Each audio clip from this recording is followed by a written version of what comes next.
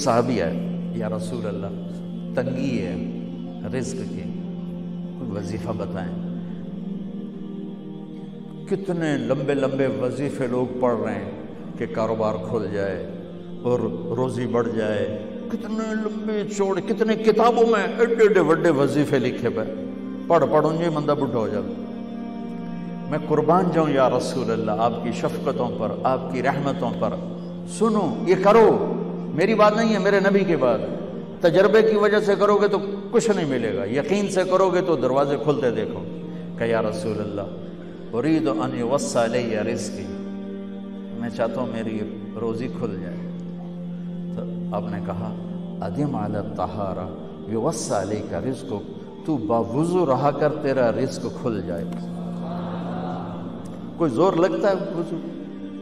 تمہارے ہاں تو سردی ہوتی ہی کوئی نہیں کہ بھئی ٹھنڈا پانی ہے کیسے وضو، یہ تو ہمارے لیے مسئلہ ہے کہ بھئی ٹھنڈا پانی ہے کیسے وضو کرو۔ وہ ہمارے گاؤں کا مراسی مجھے مل گیا، میں نے کہا چل نماز پڑھے گی، نہیں جی میاں جی سردی بڑی نہ لے جاؤ، سردی بڑی، مراسیوں کو سردی زیادہ لگتی، میں نے کہا نہیں آج تک نماز پڑھا کے چھڑنا ہے۔ میں اس کو لے کے جب وہ ٹوٹی پہ بیٹھا نا، جو ہی ہاتھ پہ پانی، اوہ حالے ہو ٹھنڈا پانی، اوہ حالے ہو ٹھنڈا پانی، تمہارے لیے تو یہ مسئلہ بھی نہیں کہ ٹھنڈا پانی۔ میرے نبی کی یہ سارا مجمع لے لو، یہ اوپر مستورات لے لیں، ادم علی الطہارہ یوسع علیک رزقک، میرے نبی نے فرمایا باوضو رہنا شروع کر دے، اللہ تیرا رزق کھول دے گا۔ اب یہ اللہ رسول کی آپس کی بات ہے تو میری بات ہوتی تو دیوار پہ مار دو، تجربہ کرو۔ نبی کی بات کو تجربہ کر کے نہیں کرتے، یقین کے ساتھ کرتے ہیں۔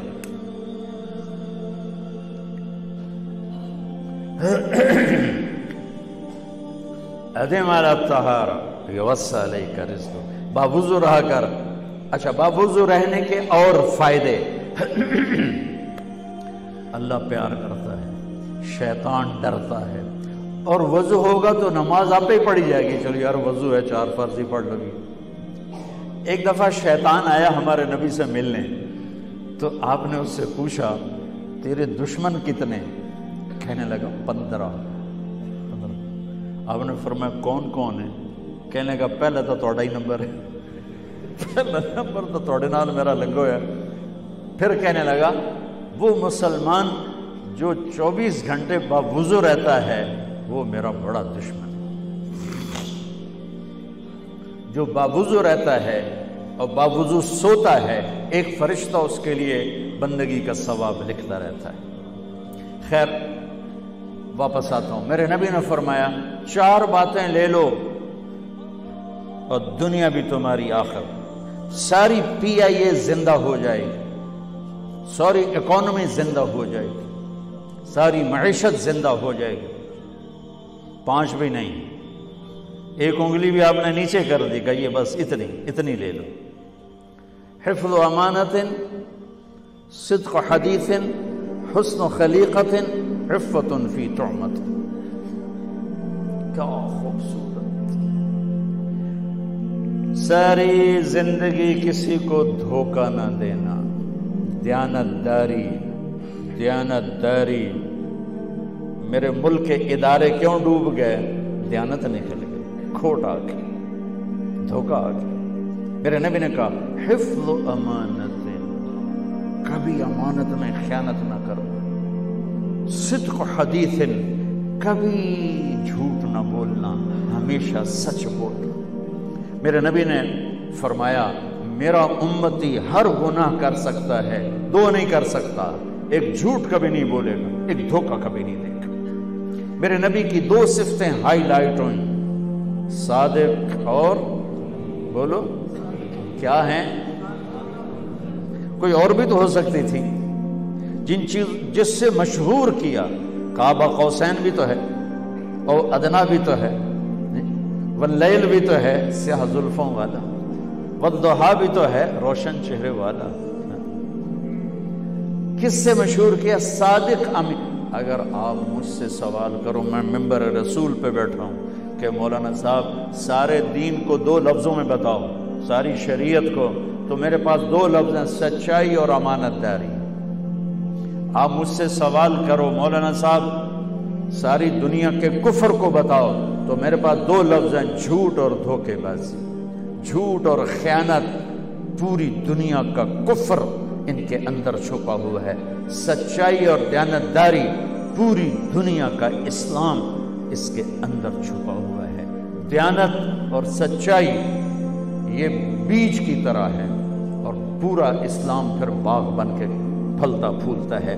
جھوٹ اور دھوکہ یہ بھی بیج کی طرح ہے، پھر اس سے کفر کا جنگل کانٹوں بھرا جنم لیتا ہے۔ میرے معاشرے سے جھوٹ نکل جائے، دھوکہ نکل جائے، یہ پاکستان جنت کا ٹکڑا ہے۔ اور یہ حکومت کے بس کا نہیں ہے کہ وہ سب کو سچ بلوائے، یہ مجھے کرنا ہے، مجھے کرنا ہے، میں نے اور آپ نے اس کو شروع کرنا ہے۔ حضرت جریر بن عبداللہ یہ یمن کے شہزادے تھے، آخری حج پہ مسلمان ہوئے۔ اپنے نوکر سے فرمایا گھوڑا خرید کے لا، میں پیسے یہاں پیمنٹ کروں گا۔ وہ منڈی میں گیا، 300 روپے کا گھوڑا لے کر آیا۔ جب انہوں نے گھوڑوں کو دیکھا تو وہ قیمتی تھا، مالک کو پتہ نہیں تھا، اور یہ گھوڑوں کی نسل کے پہچاننے والے اس سے کہنے لگے تیرے گھوڑے کے 400 کر دوں؟ کر دو۔ بڑا حیران ہو کے دیکھنے لگا، بھیا آپ تو مجھے چیز خریدنی ہے تو میں گھٹاتا ہوں، اور اجمل نے بیچنی ہے تو یہ اس کی قیمت بڑھاتا ہے، اور یہاں خریدار کہہ رہا ہے 400 کر دوں؟ وہ کہنے لگے کر دو۔ کہ 500 کر دوں؟ کہنے لگا کر دو۔ کہ 600 کر دوں؟ وہ تھوڑا تھوڑا گھبرانے لگا، بھئی یہ چکر کی ہے۔ 700 کر دوں؟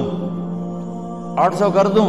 وہ کہنے لگا حضور تسی لینا تے لو، پر میرا مذاق تھا نا، تسی بڑھاؤ، کدی لین والے بھی پیسے بتائے، تسی میں نے 300 دے میں جاواں، کہنے کہ اس کو 800 دے دو اور گھوڑا باندھ دو۔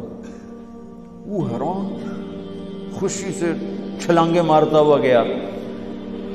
تو جب وہ چلا گیا تو نوکر نے پوچھا میں جب 300 میں سودا کر کے آیا تھا تو 500 کس خوشی میں بڑھائے؟ فرمایا میرے بھائی اس کے گھوڑے کی قیمت 800 تھی، 300 نہیں تھی، اور میں نے نبی کے ہاتھوں میں ہاتھ دے کے یہ وعدہ کیا تھا زندگی بھر کسی کو دھوکہ نہیں دوں گا، سب کی خیر خواہی شامل۔ تو بھائیو میرے اداروں میں کس ٹیلنٹ کی کمی نہیں، صلاحیتوں کی کمی نہیں، دیانت کی کمی ہے، قوت عمل کی کمی نہیں، سچائی کی کمی ہے۔ حجاج بن یوسف ایک ظالم گورنر گزرا ہے، اس کے خلاف بغاوت ہوئی، وہ ناکام ہو گئی۔ تو